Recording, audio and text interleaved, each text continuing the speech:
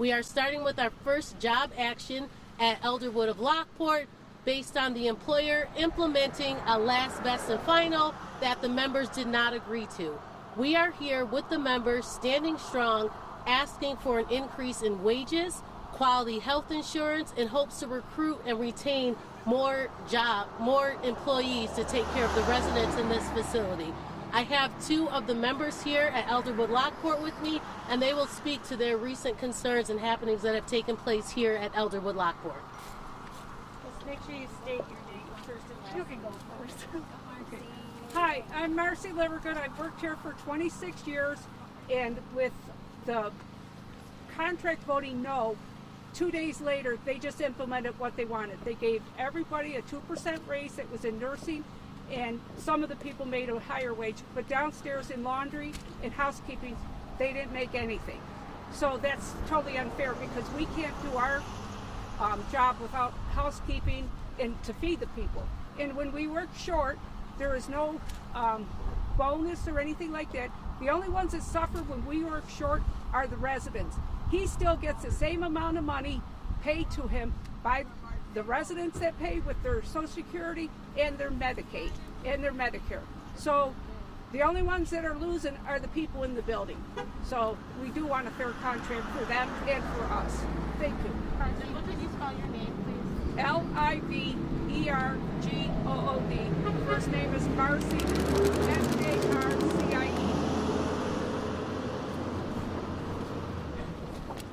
Hi, my name is Sherry Long. I've been working for Elderwood in Lockport for 18 years. Can you spell your name? My name spelling is Sherrie. My last name is Long. I just don't think that it's fair that they don't want to give kitchen, laundry, or housekeeping any wage increase. And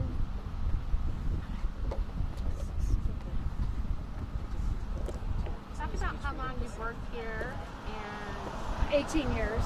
and what's the best part of your job? Seeing the residents every day. I love working with the residents. They're what make me come here because I had recently had to work 2 jobs to help support financially take care of my family, which I don't think is fair. It's not fair to any of us. So Here's a family member. That's a family member. So we are here today with our membership from all different job titles: dietary, housekeeping, CNA, LPN, and we want them all to be treated equally. We want fair wage increases for everyone, better health insurance, quality health insurance, and we don't want membership to just make decisions without including the membership. Changes to health insurance, not informing the members, or deciding to change the contract in which the membership did not agree on. So Elderwood Lockport, this is our first job action. And if we have to, what will we do next? Elderwood Lockport? Strike! Thank you. Are there any questions? did you get my skinny side? And the employees, if one of you would be willing to just talk to us about the conditions, I suppose, or how many patients you're caring for, and any information of that sort. Okay, give us Come to the microphone. he does CNA. I am a nurse. Yeah, Okay. thank you. I'm a nurse. So I just, question would be to your families that have people, in the Elderwood facilities, in any of the 27 facilities you guys are working as a team at this point. What would your message be to family members of residents in these facilities that might be worried or want to support you guys, but have a balance here? Can you speak to that a little bit? I think they need to write letters to the legislation and to the owner of the building, telling them that they want their loved ones. They brought them here for care. And when we're short, they're not getting the care that they paid for. It's always you have to cut corners somewhere. So where do you cut corners? It's cut on the residents. And I'm sorry, management goes home at 3 o'clock, 4 o'clock. Some of them stay and help, but most of them leave. So on 3 to 11 shift, it's a skeleton crew of nurses and aides there, and maybe one supervisor. So, that shows you who cares. Can you speak to just the staffing shortage and how challenging that is navigating? Okay, here. Say and spell your name. Hi, I'm Christine Jones. Spell your name. CHRISTINEJONES. I'm a CNA. I work midnights. Usually it's just me and the nurse because they can't find anyone else to work, or if other units have 2 aides, they float over hour by hour, leaving their unit with 1 aide. I feel like I should have help, more help. Residents are suffering. I'm suffering. I love my job, but it's killing me. Doing a 2-person job with 1 pay. It's very hard.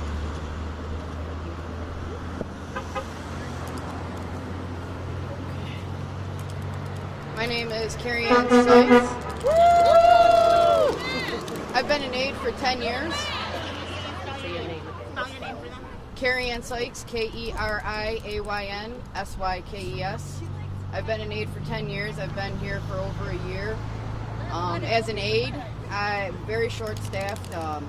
Call light to call light, long in between being able to get to the residents.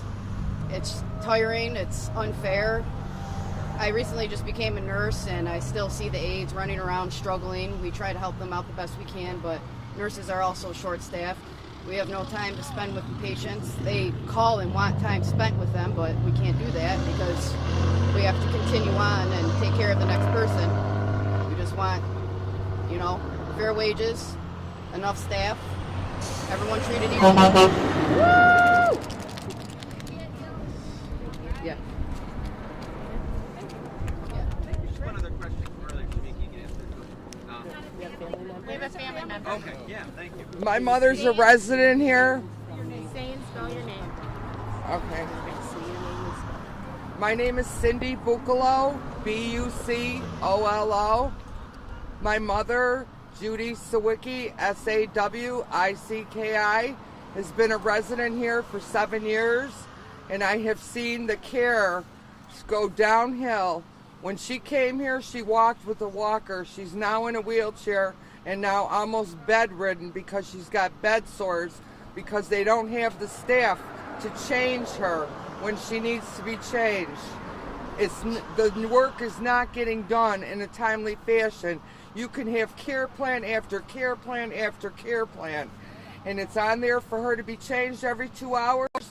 She goes 4 hours. She's dripping wet. The other day, the aide told her, "I'm not playing games with you. You're getting in your nightgown and you're going to bed." It was 3 o'clock on a Saturday. I wasn't even in town. I had to come racing back from Hamburg. It took me 32 minutes, and I had it all set up. If I got pulled over by the cop, I was going to tell him, "Okay, if you could drive faster, I'll jump in your car because I'm going to save my mother at Elderwood." And how much is your mother paying per month to stay here? Her whole Social Security, they take it all. They take all her money's run out over time now. So now they get all her Social Security. We have to pay for her benefits as far as Blue Cross and Blue Shield. This is one of her nurses here. One of her other nurses is back there. They want her to get the Dexcom to test her sugar. Elderwood doesn't want to do it. It's like I keep getting one door slammed after another. I talk till I'm blue in the face with the social workers, the administrator. I text them in the middle of the night. I call the supervisor. My mother is my life. In March 23rd, she was a 20-year stroke survivor. I never expected to have to ever put her in one of these places.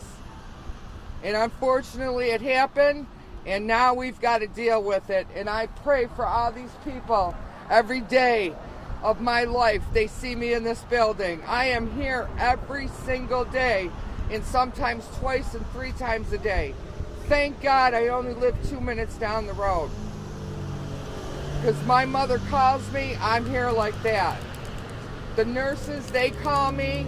If they see something that my mother should be concerned about or they want me to know about, they pick up the phone and call me. I can't wait for supervision to call me. They won't call me. They don't want me to know what's going on behind these doors. I guess that's it. Thank you.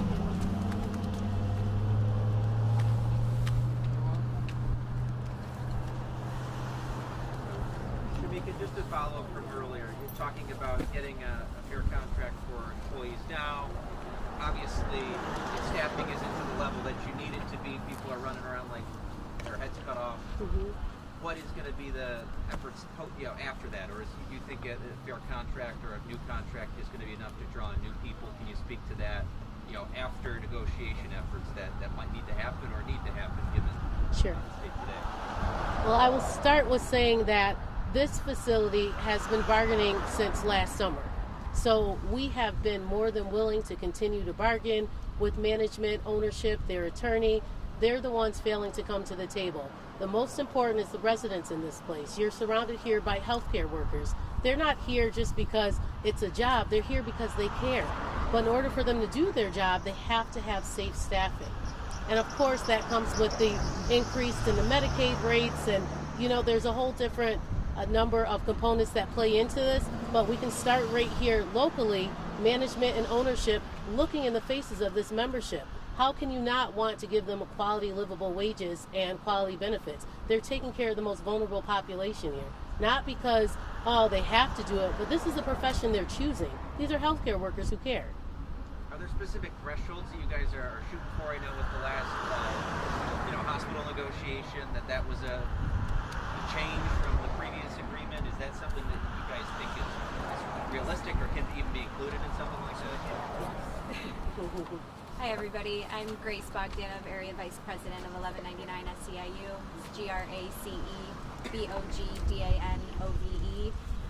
So New York State, we won for the first time ever a few years ago safe staffing, hours of care per resident per day, and that is the legislation and the regulations that we have in the nursing home industry. We know that many of our nursing homes in Western New York are not meeting that standard minimum 3.5 hours of care per resident per day, and Elderwood is no different. Our hope is that through this negotiations, as we're able to hopefully win the wages and benefits that we know will recruit and retain workers at this facility, that we will see staffing levels improve.